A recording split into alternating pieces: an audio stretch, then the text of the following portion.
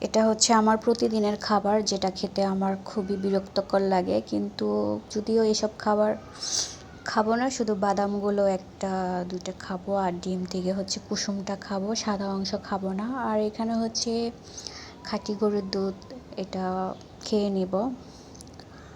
শুধু বাদাম আর হচ্ছে ডিমের কুসুমটা খেয়েছিলাম।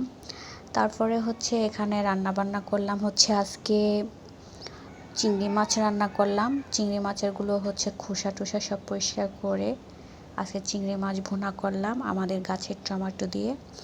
আর এই যে এখানে হচ্ছে লাউ, অনেক দিন ধরে হচ্ছে আমার লাউ খাইতে ইচ্ছা করতেছিল, তো আজকে হচ্ছে লাউ দিয়ে আর হচ্ছে বোয়াল মাছ রান্না করছি, সাথে উপর দিয়ে হচ্ছে ধনিয়ার পাতা দিছি আমাদের গাছের।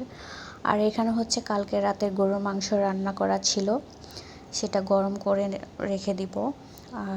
কালকে গরুর মাংস রান্না হয়েছিল, তো এখানে হচ্ছে চিংড়ি মাছটা রান্না করা শেষ, সবগুলো রান্নাবান্না শেষ করে তারপরে চলে আসলাম একটু বারান্দায়, কারণ আজকে অনেক রোদ, আজকে অনেক গরম পড়েছে, গরমের দিন চলে আসছে।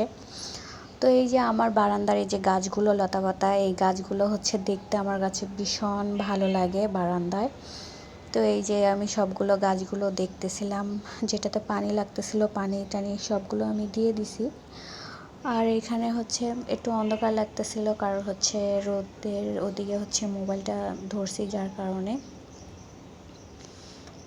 তো এই বারান্দার গাছগুলো একটু ধুলাবালি পড়ে আছে, বৃষ্টি পড়লেই সবগুলো গাছ আবার সবুজ রং হয়ে যাবে, কারণ এখন অনেক ধুলাবালি বাহিরে। তো এই তো আজকের ভিডিওটা এই পর্যন্তই।